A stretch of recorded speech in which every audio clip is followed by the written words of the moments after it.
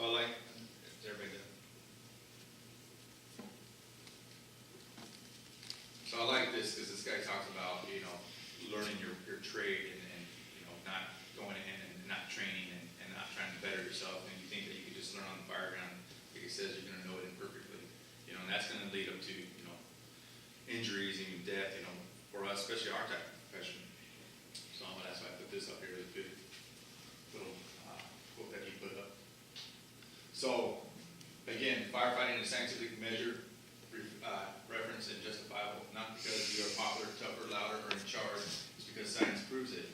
You know, we all, you know, follow that, you know, people that are, you know, really strong type A personalities, or people that come in and say they know everything, or they have 25 years or whatever in the fire department, you can't teach me anything, or I've already learned it this way, and you know, you're not teaching me anything new. You know, it's a you know, revolving door, or even and it's also evolving as building materials change, and we just learned from the NIST studies that, you know, modern day firefighting is a lot different than legacy fire, you know, fires back in the day because of the way they burn, and the growth curve is a lot different, you know. So it's always changing. You know, that means that what we learned 10 years ago is still solid, you know, and that's what we're going to stick with. We got to keep bettering ourselves. Recognize prime decision-making process. This is something that we all should be using, and if we do our training and work as a company, doing our trainings at the stations and then as a shift, that this will get better and better and better. This is what helps you make those quick decisions on a scene. So when you size up the situation very quickly, focus on the most relevant information available, recognize typical ways of reacting to the situation, mentally map out options until you find a plan that works, form expectations of outcomes that worked before, recognize unusual things or problems and seek answers, make a decision very quickly and implement a plan of action. These are things that we want to be going through when we get on scene, be ready to fight some fire or do ventilation or whatnot, anything on the fire ground. When not to use it, when they're experienced and does not fit the situation, knowledge and expertise without expertise, stress tolerance has been exceeded, when the experience does not fit, the decision maker does not have broad enough experience, the situation is not typical, very obvious, very subtle. I'm going to talk about going into limitations and capabilities. These are things that you should be having to take into consideration when we're going into a scene or a requiring fire. If you can't do anything because you don't have the knowledge, if you can't do a task because you don't have the knowledge, you need to tell that to your officer. Or if you don't have the tools, or if you don't have enough manpower. We're going to watch a video here of some vertical ventilation.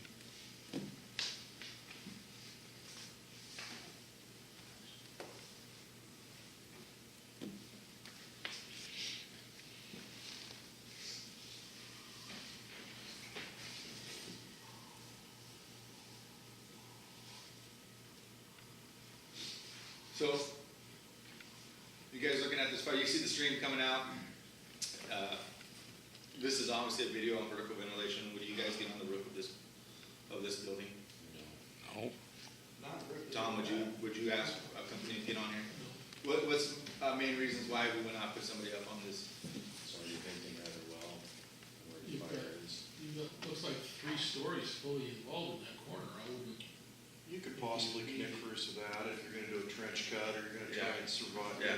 You know. Yeah. You can still do a trench cut. You could write off a section. You're definitely not going to vertically ventilate over close to the fire like you typically would on this fire, just because it's already coming out of the side there. All those openings are already they're good. Huh? They're a lot bigger than you're going to make. Yeah, and exactly. So a trench cut would work on this, but to commit a crew to do a little 4x4 or 8x4 over the top of this fire, What do it's you not. estimate the size of that structure is? From this, it looked like center hallway. That's at least a 30,000 square foot. Yeah. You know, Looks apartment big. building on each level, It's huge. not Yeah. more. And we'll talk about trench cuts. You know, trench cuts is kind of like when you do wildland firefighting. You create a square within the topography and you write off that area. You know, because that's the area you want to block. Trench cut, same concept. You're going to just write off a portion of that building. So this is Seattle fire. There's an apartment building in Seattle fire.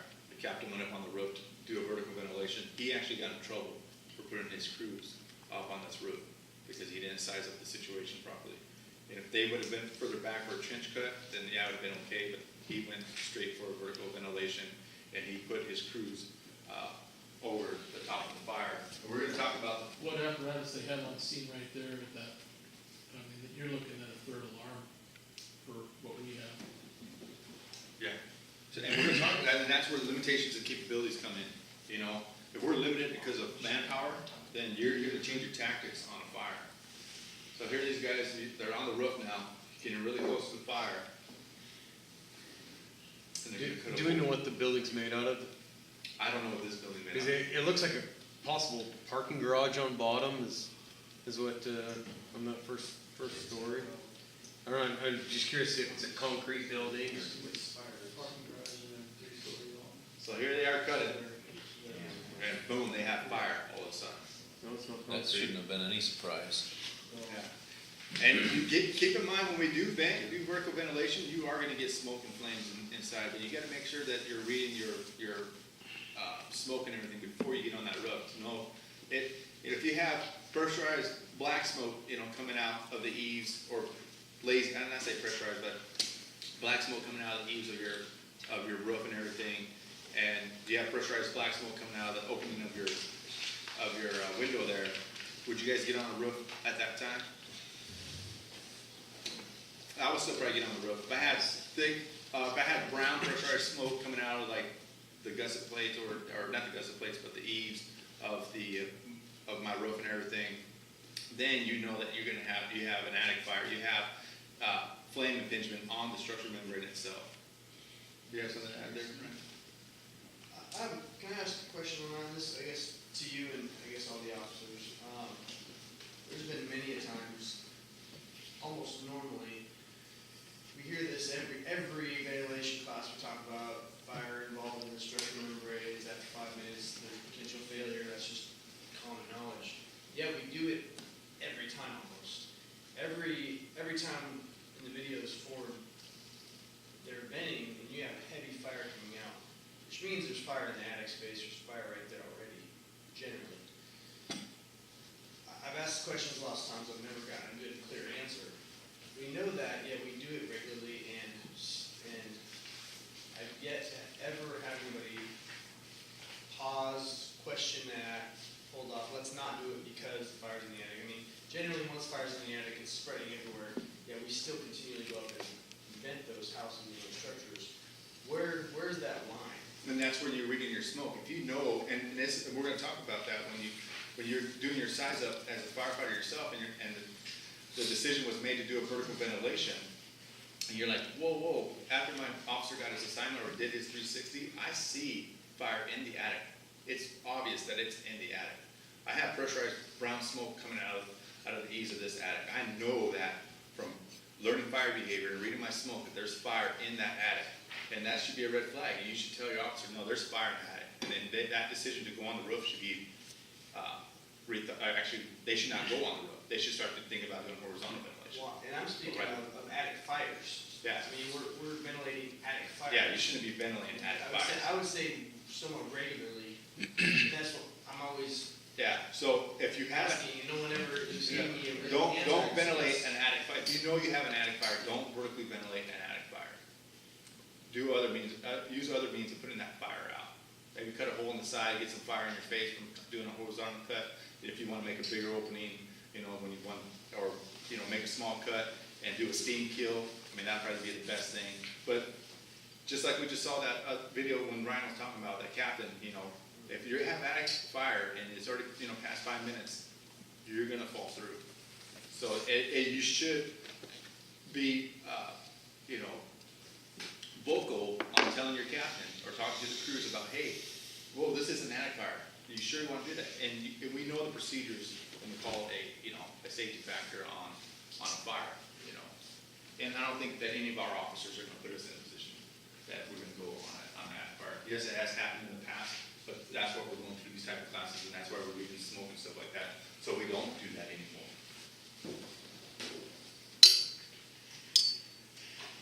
get the job done, Ronnie. I know. When it comes down to it, crunch time. All right, so this is a NIST study here, and this is on a arched roof. What's so dangerous about venting an arched roof? Can anybody tell me? Trusses. What about the trusses? Are you talking bowstring trusses? Bowstring trusses. And you say arch roof? Yeah. Single tail. You lose one, you lose a big section of the You roof. lose a big section, and you're gonna see that in here. And so even though you're not close to the fire, like say this is the A side that we're looking at, and the fire's over there on the CD corner, if you're venting on this A side, you got fire already venting out, or you got heavy fire in that structure, inside that structure, even though you're not close to it, like we would do on a flat roof, you're still gonna fall. There goes. After the roof. All right. So, rule of thumb is any arched roof, think of it as a bowstring roof. If it's not, we don't know that when it's under fire conditions, and that's what we do pre-plans in our area. We know that exactly what's going on. So treat each arched roof as a bowstring roof. We have a number of bowstring roofs in the downtown section. Treat them all the same, because they're gonna do this.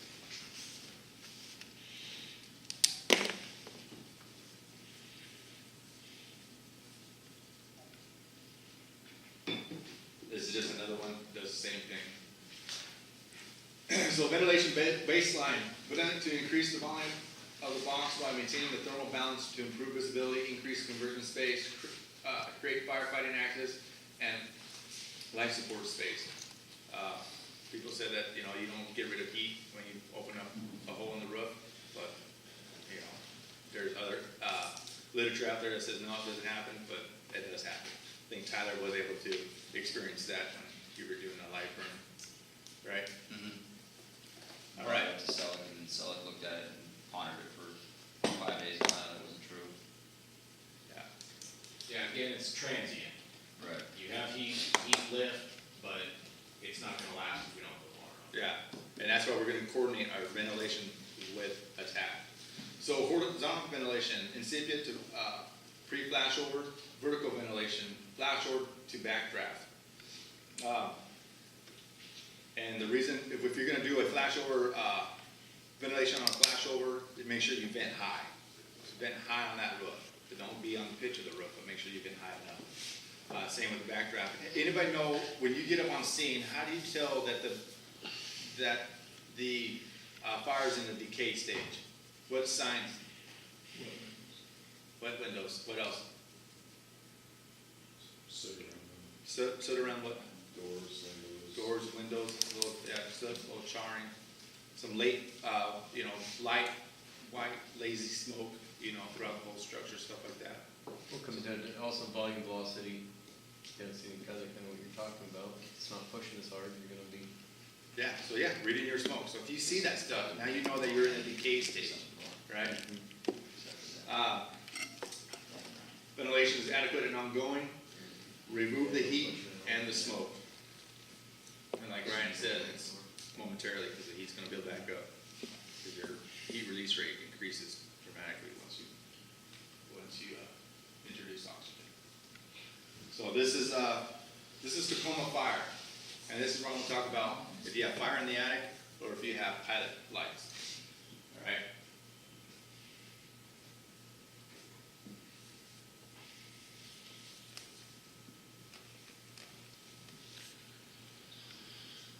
So what are these here? Is this Skylights. Roof vents. roof vents? What kind of fire is that, Josh? Those are pilot lights. This whole attic is pressurized with smoke. This right here has enough heat and the unburned fuels mixing perfectly with the oxygen, just like you have a pilot light on your furnace. You're getting the combustion here. You saw in some of the studies where you have a bunch of flames and everything coming out of a window, but if they put the camera inside that room, it doesn't look the same. It just looks really dramatic with the flames and everything on the outside, but there's a little burning in the inside because there's not enough oxygen in the inside for the fire to sustain. What's the goal here? What are they trying to accomplish, knowing it's an attic fire, putting a hole up there? They obviously don't have crews possibly. So these guys have crews. What's the goal here? Bring the fire to where they are and burn up the entire attic and drop the roof, or? So they're gonna coordinate. They're coordinating right now. So right now these guys, they're up there there's an engine crew waiting down over here, below the thermal layer and below the smoke, and waiting for them to say, we have vent, and then now they're talking to one another, and they said, did that vent work? And they'll say, yeah or no, which this vent does work, You see how, because if you look at this, see, before it blew like that, Tyler, it was coming out under the eaves, but now that they vented it, it worked, so now they're gonna attack it. so see, and I was gonna talk about that right there, look at the pressurized smoke here, all around.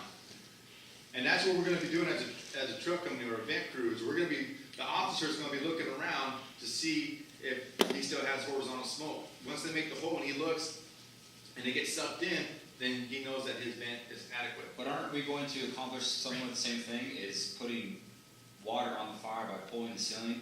By doing that, we're gonna limit the smoke, right, because there's gonna be less burning? Because you're saying that they cut this hole, we lost a bunch of smoke and it went vertical, but aren't we gonna accomplish the same thing by putting water on the fire, you're gonna lessen the smoke, right? I guess what I'm saying is, You're not why gonna are we lessen doing the this smoke, when it's you're already, gonna lessen the fire. it's already ventilated, why are we not You'll lessen the pressure. Yeah. making entry into this house? If the crew is waiting for them to cut a hole, Crew might not be able to make access to it. So, you know, I cause. guess we don't know everything that's going Yeah, on inside, right? so But on if this the one- vent is there, These guys, they can't see the seat of the fire. You know, they're being blocked by a bunch of smoke and a bunch of heat. The seat of the fire is over here. That's where they're waiting to get to the seat of the fire. You can't knock down fire if you don't get to the seat of the But can the fire. guy climb a ladder and say, oh, I see the seat of the fire, it's coming out of the roof on the left side, So you A wanna side? move everything through, because we wanna preserve our property also. So if we're gonna follow the fire out. I guess I'm more thinking about firefighters' lights, putting them on the roof than property when you have that much And that- smoke coming out of the attic, when we just talked about not being on a roof when we have fully walled And attic. that's where you gotta read your smoke. This is white smoke. This is not your thick, pressurized, brown smoke. And you know, It's pressurized coming out of those vents. it's pressurized, but that's not, if it's white and pressurized, if it's a light gray pressurized, that means that you're not close to the fire. If it's thick and black and pressurized, then you know that you're close to the fire. And that's where you gotta read your smoke. If it's thick, brown pressurized smoke, then you know you're close to the fire, you know you have structure. But if you have pressurized light smoke, or turbulent smoke, semi-pressurized, then you know you're not at the seat of the fire. If it's thick, black, pressurized smoke with a lot of volume, you know that now you're close to the seat of the fire. All right, did anybody want to add to that, or? Well, it's not an attic fire. Yeah, Yeah. it's not an Those are pilot lights, and that's what Erik was saying, is those are pilot Those are lights. pilot- I thought those were vents, I thought we. And you can tell, you can tell that it wasn't in the attic over on the far side of the house, because when they put water on it, there was no change in the smoke conditions on that side of the house. But out of the vent hole, because it was over the room where the fire was, you had a change where you get steam. So how are we gonna tell the difference between vents and, 65, 66. pilot lights? How can you guys tell those aren't vents for the attic? You can see through. You can see right here, Yeah. you see the hole, you see the burning, just like you look at a pilot light on yours, you see the flame on top of it. Fire not coming out. And then right next to it, you know this is an attic, you have this one's not on fire. And this one's not on fire. And then this one over here is not on fire.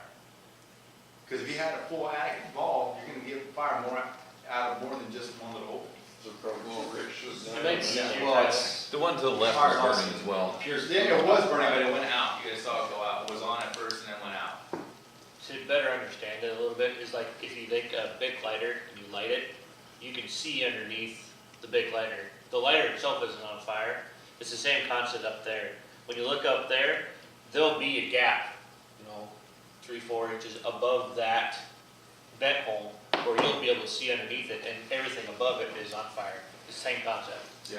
And that way you know that you're not actually burning the structure underneath it, you're burning the gases that go out and above it. so you're saying this is not an attic fire? This is not an So attic. how's it coming from the eaves? You say it's coming from that room right there? Is that where that smoke coming from the eaves is coming from? All right, let's ask the officers. Where do you guys think the fire is on this structure? I haven't done my 360 around it, so I really don't know, but the That's most good. pressurized smoke when you were playing the video was coming from the right side of the building. At our right.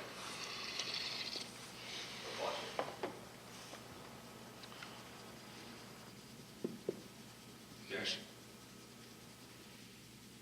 Then go to, see the right-hand hole is the one where we have the most pressurized smoke. Yeah. And then it's also, So volume, velocity, density, where's the volume, velocity, and density They're on that most significant? Charlie, if they're on the Delta side, then it'd be the Charlie side. When it's popping out of the eaves like that. Why is it what? We're saying this is not an attic fire, then where's the You've smoke? got, coming it's from? just attic filled is full full of of smoke. It's full of smoke, It's and just it's, filled it's with pushing it out of every opening. And only part of reason the it's- call is gonna be the size up, like Ken said. It's probably a deep seated. They're looking at windows, you know, we're making a size up that this is a fire that's a bedroom fire, not an attic fire. Now, if we get there and there's an outside fire that's gone to the attic, we know it's an attic fire, but if it's a bedroom, we know with membrane, we got a lot of time before that turns into an actual attic fire. The only reason it isn't an attic fire before they open it is it doesn't have oxygen in there. It's got all the fuel it needs. It's got the It's temperature. rich. It's not burning till it goes out the vents. As soon as they open up, you're gonna have a fully ripping attic Just fire. what you see right I there. actually wouldn't have done that. Yeah, and so look, that's why they coordinated with the attack crew. The attack crew, you'll watch these holes here now. Okay, cause they just radioed that they had steam. See that? Now they're going in. This is a coordinated fire attack. Watch this next hole here.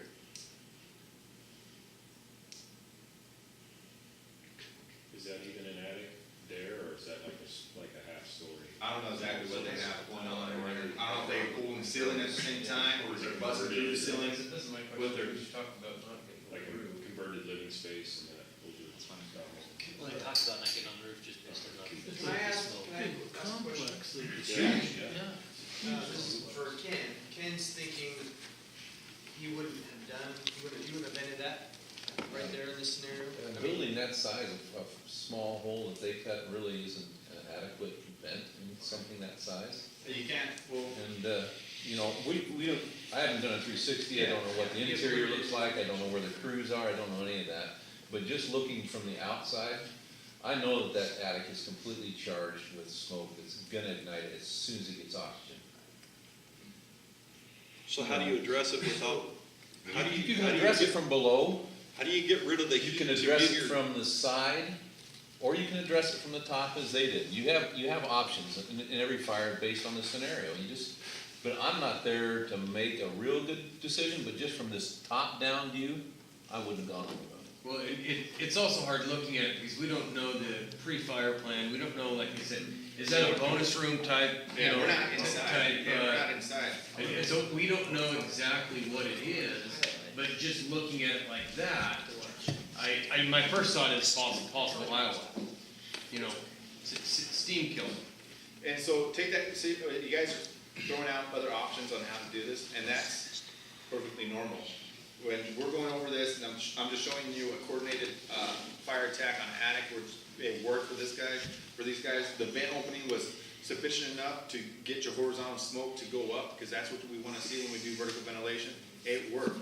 Doesn't mean if you wanna use an Iowa or do a horizontal cut on the side of the structure there, you know, to attack this fire, is not gonna work.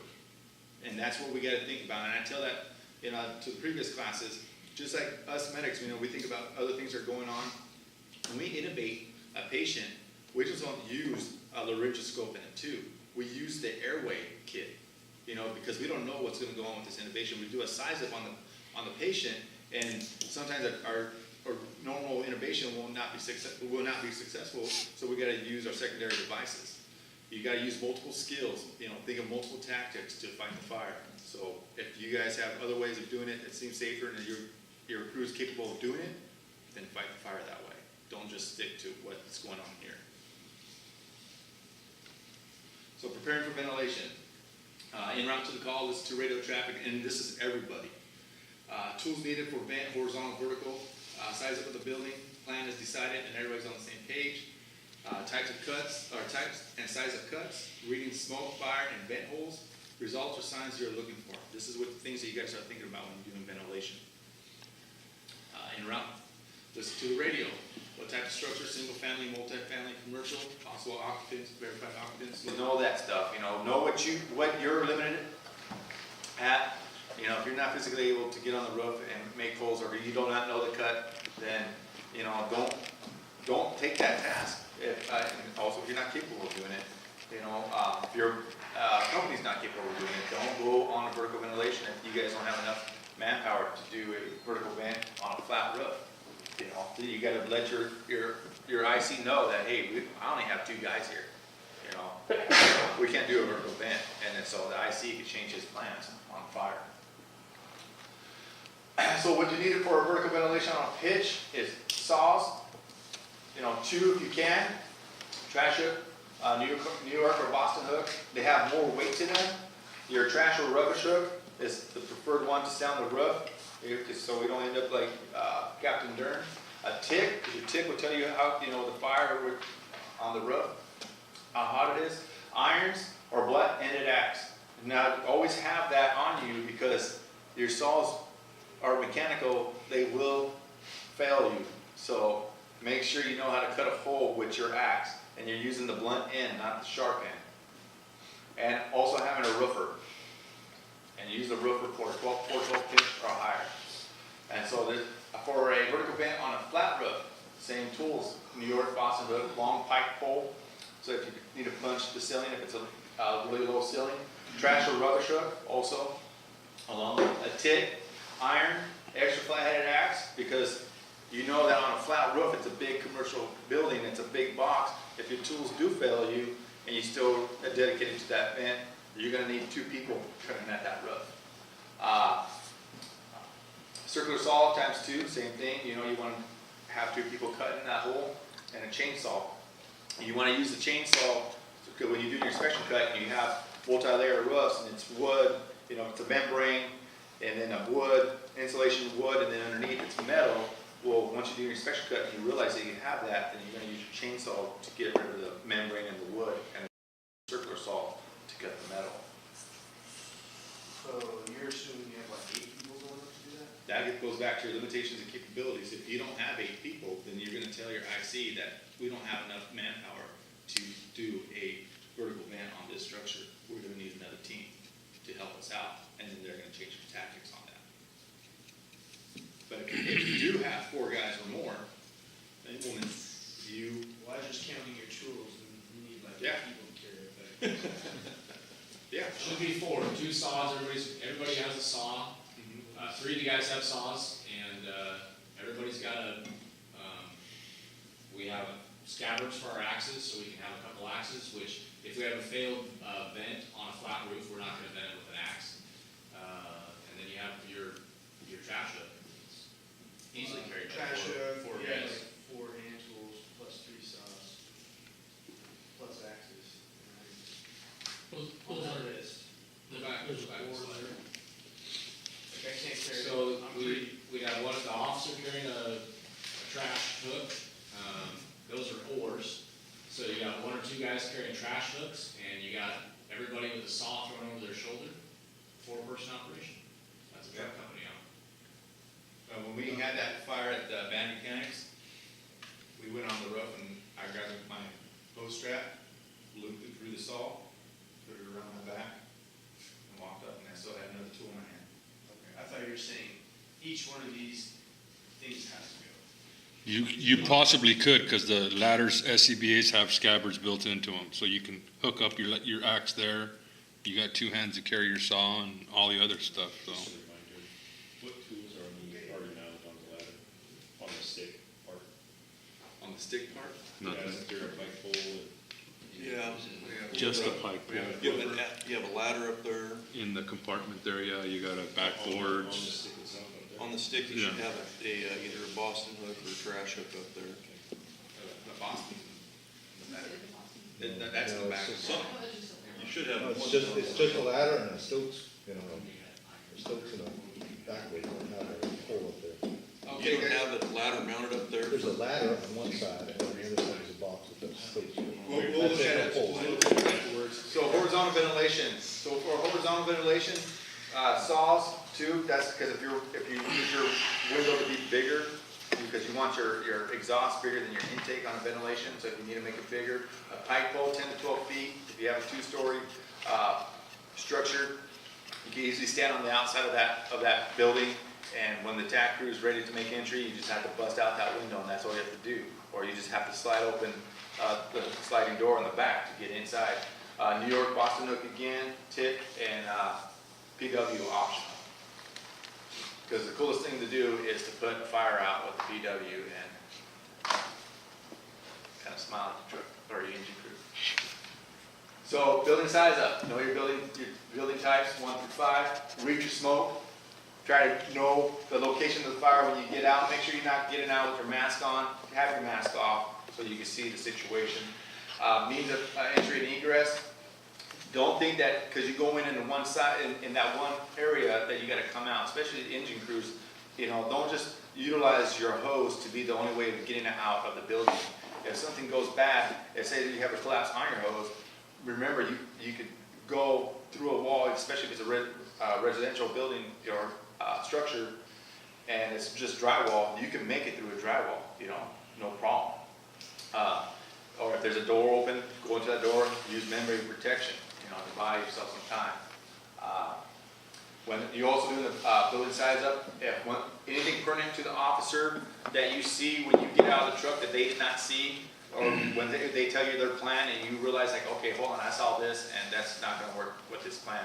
If it's pertinent, let him know or her know, but don't sit there and get into an argument. The officers, you know, it's just, he's there to make a plan and you're there to, you know, work as a company and they have the final say so. And know your limitations and capabilities. If you can't do the task, don't say, let's go for it. Let's go on this arch roof and do the 798 cut when you never have done a 798 cut in your life. So plan, officer has info from IC or his or her personal 360. Officer's info and size up are the same as what you see. Give the pertinent info to the officer. If their size up is different than yours or things have changed. Officer is first up on a flat roof, and they are the second up on a pitch roof. Stay in sync and in contact with the engine crew. Communicate your capabilities and limitations to the crew before you go through on the plan. Officer or IC says when ventilation should begin.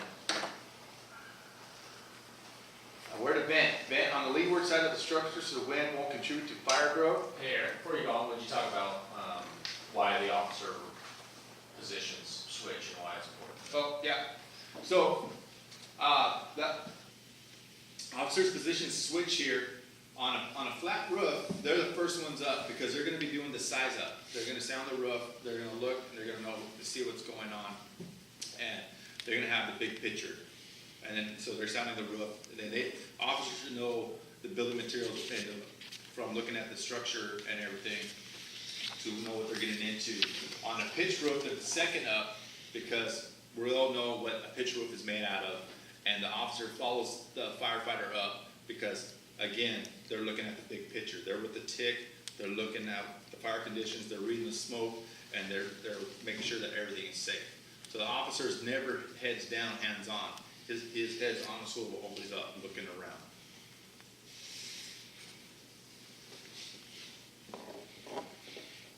So, again, vent on the leeward side, we all know that. If possible, place crews on the windward side of the cut so smoke and fire won't blow onto crews. Don't be near the top of the roof. Don't be near the top or bottom of pitch roof.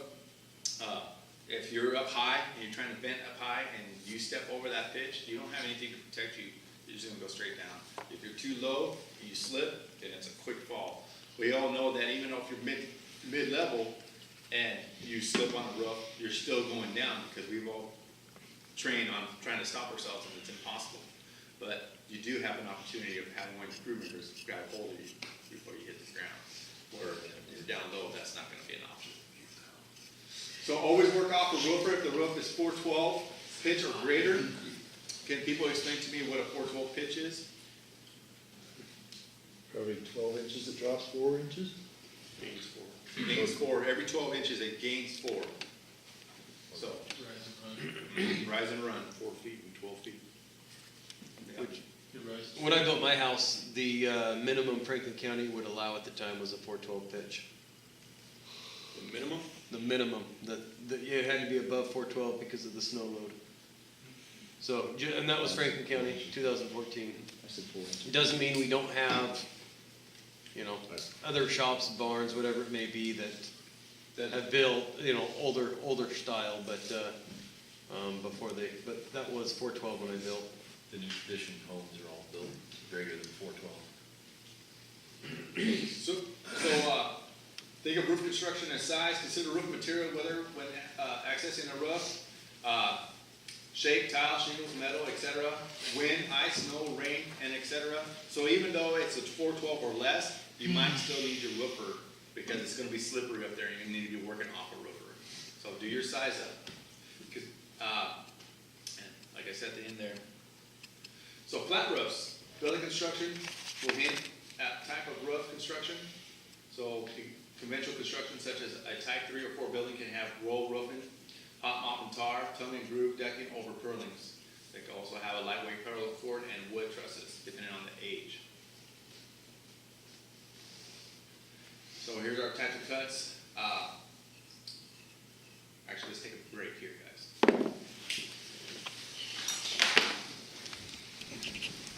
4x4 cut, able to extend to an 8x4 in pitch or high pitch roofs. Inspection holes, serpentine cuts, mirrored serpentine cuts, coffin cuts, or 798 cuts, and trench cuts.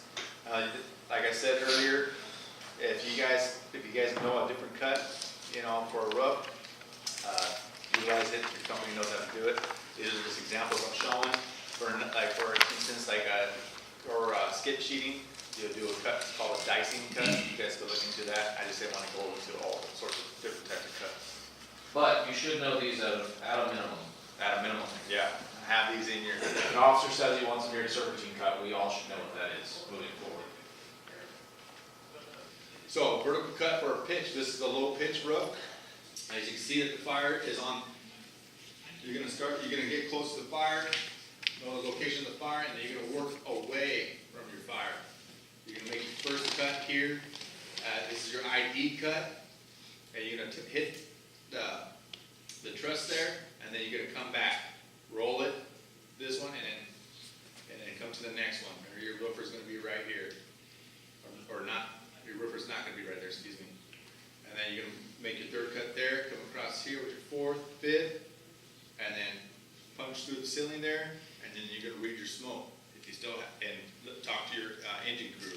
If engine crew says, no, it's not sufficient enough, then you're gonna extend your cut until you get that lift and the crews are happy. What's that? Are you just? Oh no, I'm trying to figure out, I just realized it was like 2 separate cuts. Yeah. I was trying to figure out how you had 2 number 1s.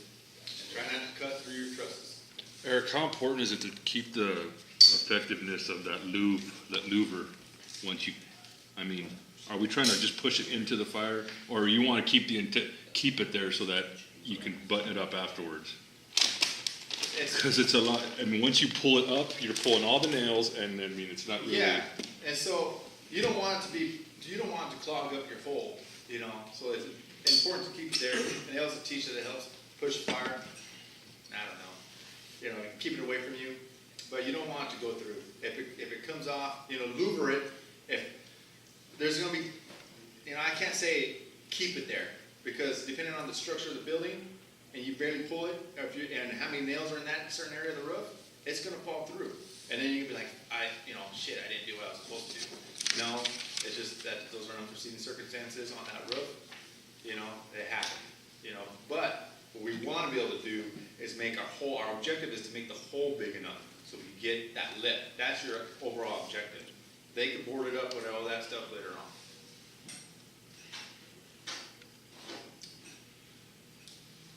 So on a high pitch, working off your roofer here, same thing. We're going to do an ID cut, hit the truss, come back, roll it. And this time now we're going down. So 1, come across, roll, 3 on the far side, 4, there's a roll, and then 5. And then you're going to punch through.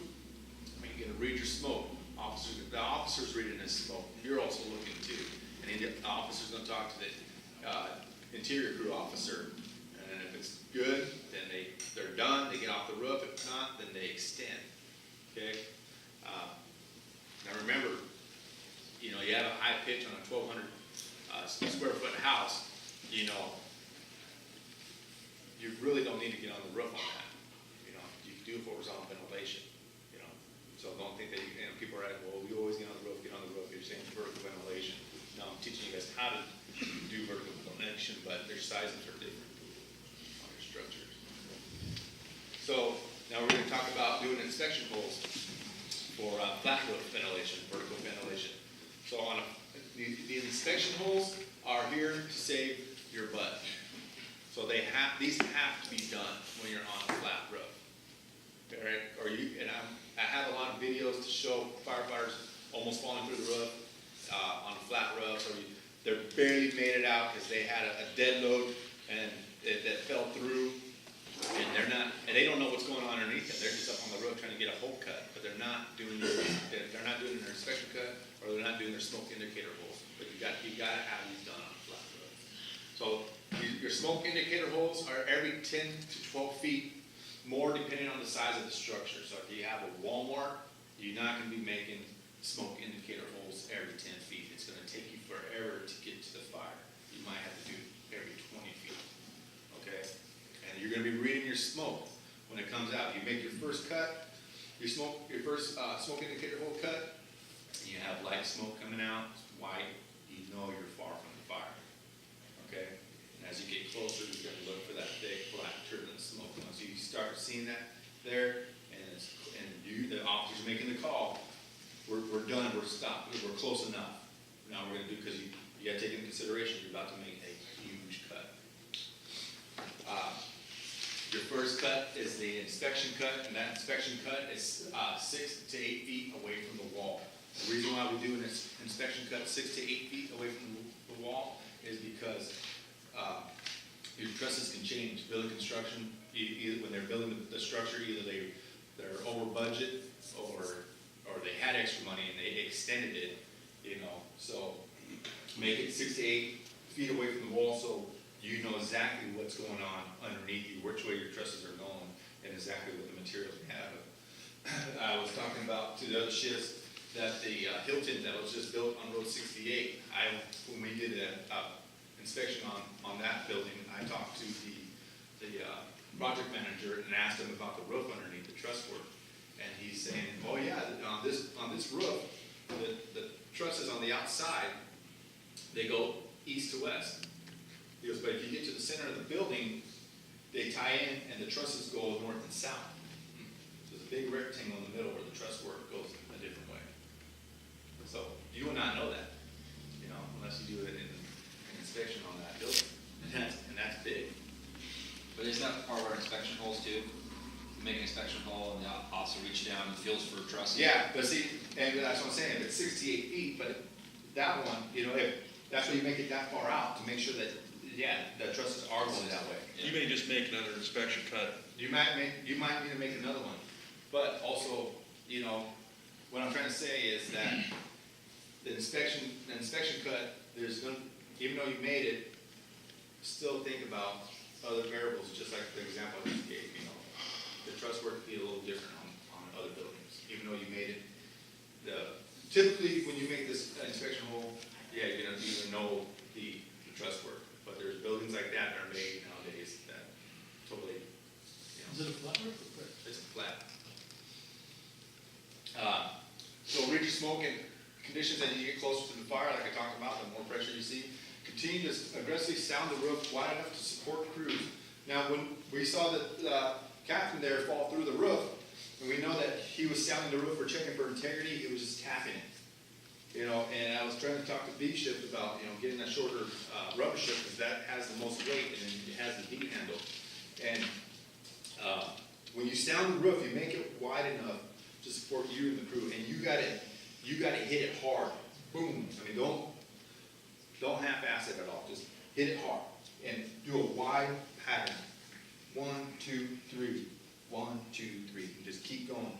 Because you got to think about that when you hit that, just like that guy did, you saw in the video, you hit it, and then right behind it goes 200 to 300 pounds of weight behind that hit when you're sounding.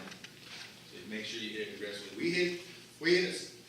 When I went through the truck academy and when we were hitting the roof, sounding the roof, they actually cracked the wood to hit it really hard.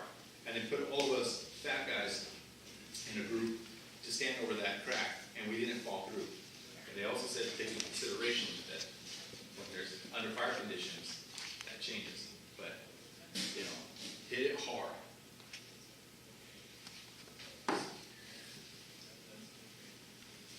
So again, your outside wall, you make your inspection hole 45-degree cut from the outside wall. So until you find the truss system and you roll it, and then once you roll it, cut a little more, then do your second cut, and then your third cut. And it's pretty simple. You just cut, right? And you make your second cut, and then you step right here to the side, and you cut it. Once that cut is made, the officer gets down, he feels, looks around, and then he looks at the crews and he tells them, it's going this way. So now the crews all know that the truss work is going this way. All right, and he's looking at the material. And once he's done doing that, he sets the piece on top, offsets it, because in case something does go bad on the roof, your natural reaction is to get off the way you came on, your leg doesn't fall through that hole. You hurt yourself. And then like I said, your smoke indicator holes every 10 to 12 feet, more, depending on the size of the structure. And then once you make those smoke indicator holes, when we talk about them, you're making them. On large structures, you have draft curtains, inside the structures. When you make that last cut, and this last smoke indicator hole cut, and you have all that smoke coming out, you do a 90, and you make another cut 10 to 12 feet away to make sure that smoke indicator hole from that 90 and this one are exactly the same, because of that, those draft curtains hide fire, because you're about to make your serpentine cut in that area. So make that 90 cut. If you have fire, then you're way too close. You're gonna change positions. Any questions? So Bishop asked about punching through, so your smoke indicator holes, you're gonna flip, and we'll go over that. Eric's gonna show it. If you go through if this ceiling was actually done right, and we had a cock loft in here, there's no way you would be able to reach it. If it's been one of those places where they put a double ceiling in, so you feel it, obviously if you feel nothing, you're not getting through the lower ceiling. If you go through a ceiling and you keep going, and you're getting nothing out, you're getting dry holes, that should be an indicator something's wrong, right? Because we have these buildings that are gonna have 2 false ceilings in them. If you get across the building, there's fire and smoke coming out of every other part of the building, and you're not getting anything, that should be an indicator, all right, something's not right here, we gotta reevaluate. There's a second ceiling, there's draft curtains, there's something that's not making sense, so. Just like when you guys make an entry, we're looking for typical behaviors.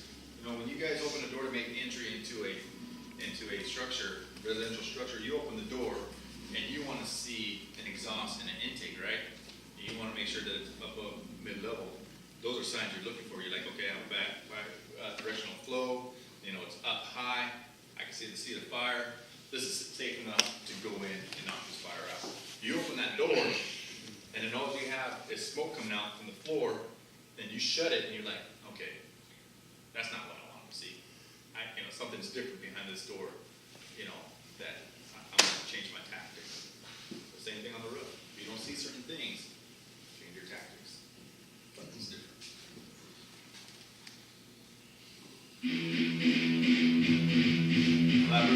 Look at the officers holding on to the firefighters' axe there.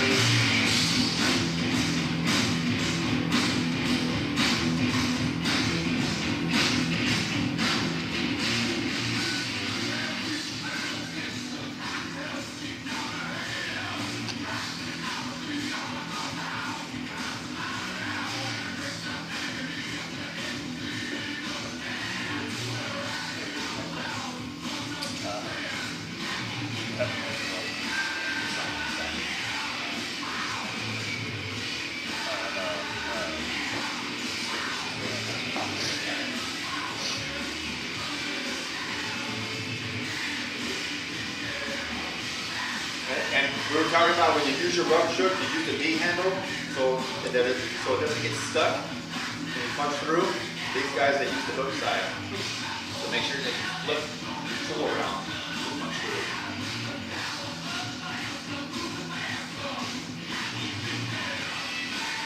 See these guys right here?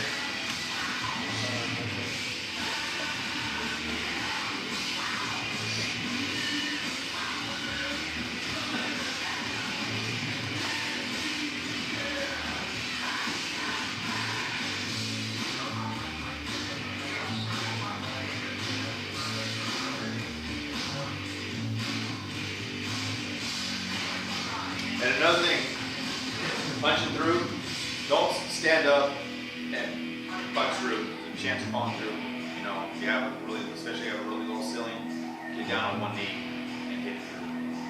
So you don't fall into that hole. All right, so this is a commercial serpentine cut. There's your smoke indicator hose. Here's your lighter smoke. Here's your darker smoke. You know, that's from your 90, you know, or not. Your 90 to be here. But your fire's there. You know that you're close enough to your fire. Now you're getting ready to make your serpentine cut. You start with your ID cut because you guys know that on your inspection cut that your trusses go this way, right? So you're gonna make your ID cut going that way. Second one down, and then you're gonna roll this one to the next one. Go up. Come to this other side, down, roll it, then up here. You're gonna lay your tool flat down there for a point of reference because you don't wanna go past that tool because then now you're gonna make your strip cut, your last cut here on your serpentine cut to be able to louver that. And so when you lay your tool down here, you go walk into the first part of your cut, you start your saw, and you're looking at it. Because if you step over, then you have a chance of falling through. So you watch it, and you cut and bring the saw to the middle. You don't go past because you're gonna lose some toes. You don't want to do that. So cut, cut, cut. Once it's done, you lay your saw down right there. Grab your tool. The officer still has the other tool in his hand, and then either however you guys want to do it, officer pushes and the firefighter pulls. Because if you just have one person trying to pull, it's going to be difficult. If you're getting both, one person pushing, pulling, you'll be able to lure them a lot easier. And then you get down on your knee, you knock out the ceiling. When you do a mirror serpentine cut, obviously you're going to need more people, and it's just the same thing, except it's mirrored. The first person makes the ID cut, he makes the second cut here, and then the other team is making the second cut here. And they just mirror each other.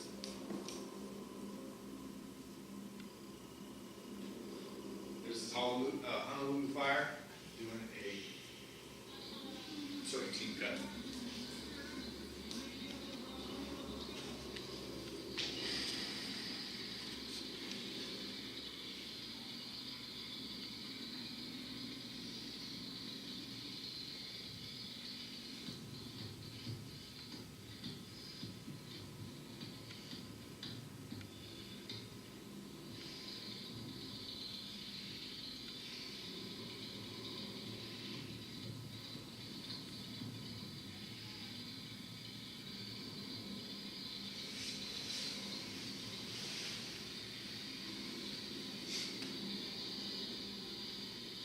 So the officer is obviously watching his firefighter. Here it doesn't really show that well, but he's watching his firefighter and he's watching the fire at all times. And he has his tick and everything. Don't do that. Yeah.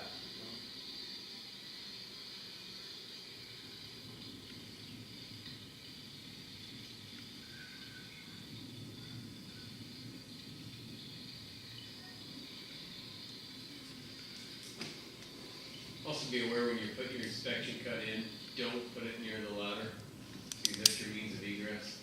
Well, that's where we cover it. But you want to make your inspection cut right when you get on that roof. You don't want to wait.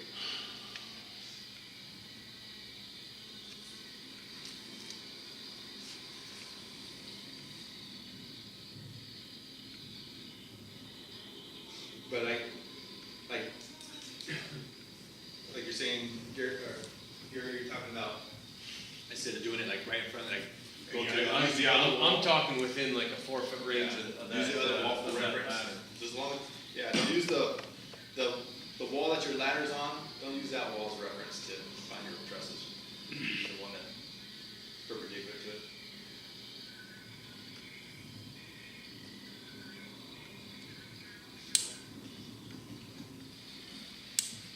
Does everybody understand that drafter concept? He made that smoke indicator hole on the other side of where he's gonna cut to make sure they're not gonna cut to the rafter where there's a draft curtain preventing the exit of the smoke.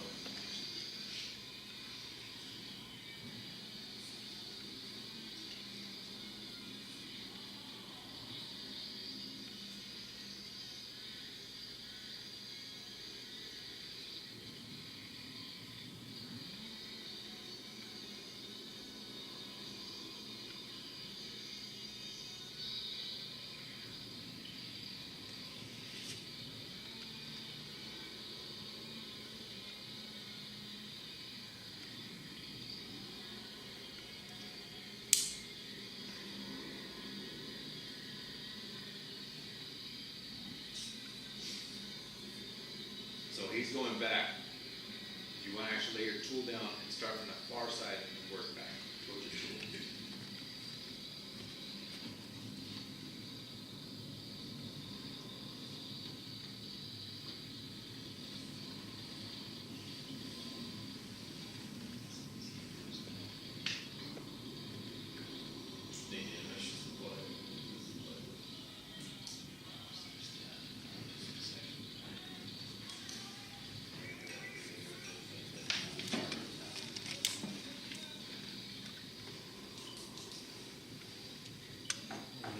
Question for you. On that, inspection cut.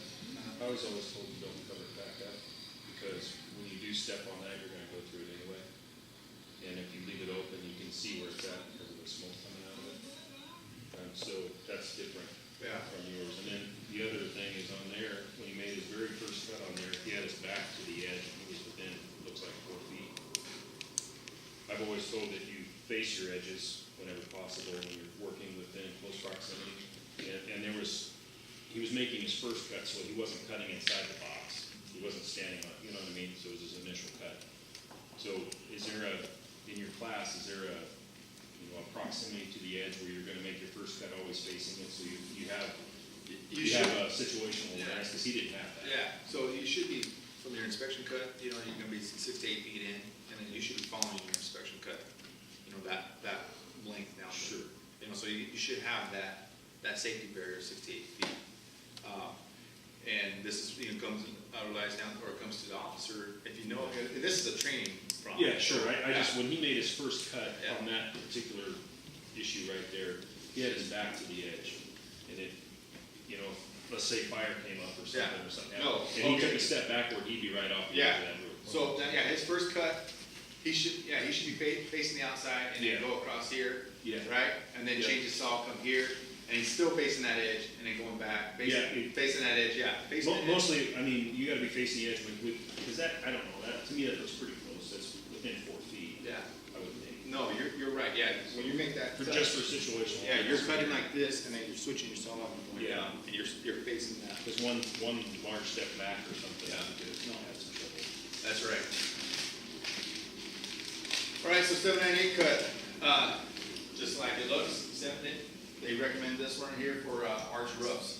And because you're gonna use this arch roofs, you have tongue groove, car decking. The first cut is straight across the top, and that's also gonna be the large steps when you make that cut going over one of the truss works.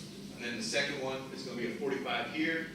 I was teaching when the new guys to make another 45 here, because just having this one and trying to pull that type of roof off is gonna be difficult. So if you make another 45 here, you get people on both sides, they're both pulling it, it'll be a lot easier. So 1, 2, and then 3 here, and then this one will be your 4th.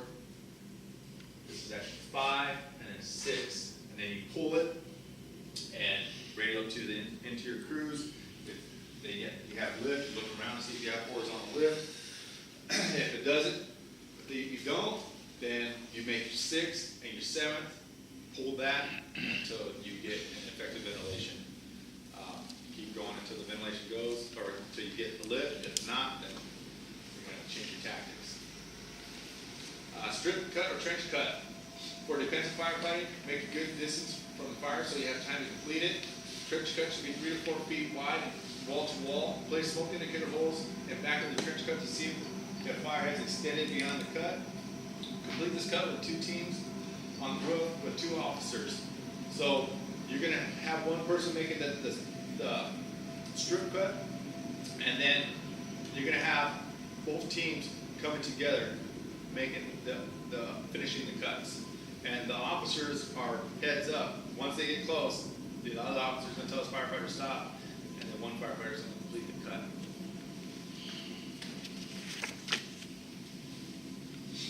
So a strip cut for defensive. There's your beam. He makes the skin cut, and it just goes all the way across. The second firefighter, 1, 2, 3, 1, 2, 3, keeps going. Against constructions, they're going, rafters going this way. Same thing. One firefighter goes all the way across with the saw. The second firefighter comes. And so this fire, like I said, if you're working with two teams, this firefighter goes all the way across, and then this firefighter starts on this side, the one that made the strip cut, or steam cut, starts on this side, and you guys start working together. So, reading smoke and fire, always volume, velocity, density, and color. Notice when you're cutting smoke indicator holes, before you cut, where is your smoke? Eaves, windows, doors. Is fire in the attic? Has smoke lifted after cut? Is fire near you, under you, or is it a pilot light? So just back to you reading your smoke, and when you're doing your size up, continue to do it. Just don't do one size up and call it good. You've got to keep monitoring the situation. Don't stop. Results you want lift. Once you make that hole, you want to see lift from the horizontal openings. Engine crew sounds happy over the radio. Clearing of the area, less heat, and they see the seat of the fire. A bunch of smoke and fire in your face along with lift. So, like I said, when you make a vertical cut, expect fire and smoke to hit you in the face. All right. I was gonna add one thing, Eric. Again, we're ventilating for effectiveness, so that's where, we're going past IFSTA. IFSTA says we ventilate 4 foot by 4 foot, and I think somebody made a comment when we were talking about the house fire, well, that wasn't a big enough hole. Well, it was a big enough hole because they had effectiveness. So we don't know, looking on the outside, what's gonna be effective and what's not. We know a starting point is 4 by 4 on residential and 8 by 8 on commercial. But we're measuring for effectiveness, not we did a 4 by 8. And that's one of the reasons why ventilation has not been effective in the past, is because people will say I did a 4 by 4 hole and they get off the roof. If there was no effectiveness, then they didn't ventilate. If they added another 4 by 4 and made it an 8 by 4, and they still didn't have effectiveness, now it's time to say, all right, we're getting off here, we can't make a hole big enough. So it's ventilating for effectiveness, not to say we checked the box and made a 4 by 4 hole. And to add to that, your exhaust needs to be 0.75 to 2 times the size of your intake on your fire. So you got to take into consideration if you do go up on the roof and you're going to vertical ventilate and you're doing your size up, how many windows are intact, how many doors are open. If the window's already self-ventilated, you know that's going to become an intake once you make a hole on top. So you got to make your hole big enough. And another thing that you do as an engine crew to help remedy that, to have the vent hole be effective, is to shut the door, behind you after you make an entry, so that you're not creating that flow path. And we all learned that through controlling flow paths and everything. We talk about putting up curtains and stuff like that. Shutting that door so that the fire doesn't get fed as well, if possible. All right, so PPV pushes the heat layer out and decreases the average temperature when the burn rate increases. So the average temp, averages out, but you're going to see a lot of fire, and you're going to be pushing it out. PPV does not pressurize a structure; it creates a jet stream. Just like a flow path, it follows the path of least resistance. It does pressurize if it doesn't have an exhaust point. True.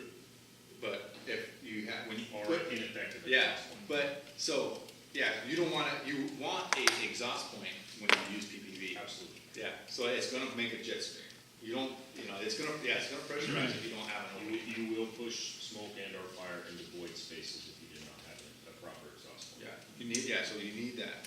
But it's gonna create, once you have that, you're gonna get a jet stream. Unless we're talking adjacent pressurization.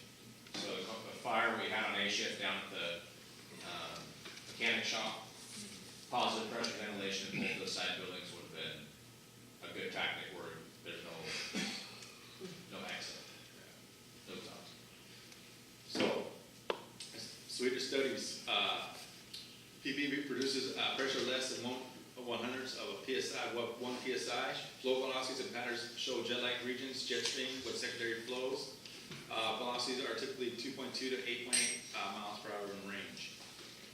I hit that again here. Can pressurize the whole building structure? It can only pressurize a jet stream. When we're talking about pressurizing adjacent buildings, you're going to have to close doors and stuff like that to get the flow going, to get that area pressurized. And that's if you have adequate ventilation over the fire area. area. The more openings you have, the less effect PPV has on the building. Think of a pump, the more openings, the less pressure it will be. PPV can become overcome by winds. Vendors tell you 35 miles per hour, but when the Swedes did their study, an 8.8 mile per hour wind changed the direction of the flow. Fans side by side at a 45-degree angle are more effective than stacks, so instead of putting one in front of the other, put them both at the entrance at a 45-degree, you get both cones going in and you get more pressure. On a high-rise building, place one fan at the entrance and place another fan below the fire floor to boost the flow into that floor. Watch your smoke, make sure it's moving away from you and not towards you. Give fans 60 to 90 seconds to change the direction of the smoke and go in for the attack. And that's also having a proper ventilation hole. When we did this little test here, we set up our PPVs. We had the fire going, it's coming out of the door and everything, and it took about 60 to 90 seconds between that to see the fire change direction inside the box and go the other way. Again, pressurized ventilation suits in the strip mall to help maintain a fire at its origin. And once again, it all depends on your openings and everything. You can't really pressurize the whole structure. Continue to watch smoke conditions as it moves through as you move through the corridor / hallway of the structure. If smoke changes or starts coming towards you, fire may have vented or things may have changed in the structure. Get out. So once you see it changing, then it might have self-vented. Now you might be in the flow path. Get out of there, okay? Because you're about to get burned. Remember, membrane protection. Remember, flow path will easily outrun you. Natural openings. These are quick and part of the structure. Doors, windows, and skylights. Make sure that they're a clear path between the fire and the natural opening. Obviously, that's not going to be, possible on every single structure, but if it's there, awesome. Where's the location of the fire? When venting doors, windows, start closest to the fire, and then move away from that. But that doesn't mean to bust out all the windows, because we've seen the videos where we see firefighters busting out of the windows and they just spread fire. Sorry. Skylights can be over stairwells or hallways. Roof vents go to many different areas of the structure. So you pop a roof vent to open because it's quick and everything. That doesn't mean that vent is right over that, fire room or origin of the fire. It could be a tube going a totally different direction. That's a good point on the same hotel. We were up on top of it. It has what looks like roof vents, and you would assume that they would vent the hallways or the rooms that they are over, and they do not. They vent the bathrooms. All bathrooms are hooked to the 4 roof vents that are on the top of that hotel. Speaking of roof vents, the Lowe's, Home Depot, they have those ones for emergency. Do those things, are those going off or opening when there's smoke detectors that are going off, or is that a manual pull? Because that would suck if one opens adjacent early, it sucks that fire. What's that? A fusible link. Okay, so then they do. It depends on how what they're designed for, but some have fusible links. And they're individually actuated, so it's others don't have anything. They're just there. So hydraulic ventilation, way better. You get for 200 GPMs at 30-degree fog, you get 6,000 cubic feet per minute of exhaust. And you see as it increases as you open up your fog, rule of thumb, plus or minus 10%. Another thing, if you're using a 2.5 with a solid bore, you can also get effective ventilation if you're aggressive with your nozzle, or with your pattern on the nozzle. When we did nozzle forward, and a couple of you did nozzle forward too, right? They demonstrated, they had us by the openings, and they went in with the 2.5, and they were really aggressive with the pattern, and we had our hoods off and stuff, and you could feel the wind coming in. I'm not saying that you can maintain some hydraulic ventilation with that, but it's possible. So in conclusion, know your limits and the limits of your crew. Communicate capabilities and limitations of self and crew before doing any skills or tactics. Have a plan and all be on the same page. Talk to one another. And if the situation changes, make sure you have the necessary tools for the job. Know your smoke and fire conditions. Make sure you are talking with the engine crew and coordinating with them. Last thing, get off the roof. Damn. So, then roof. Let's skip that video because we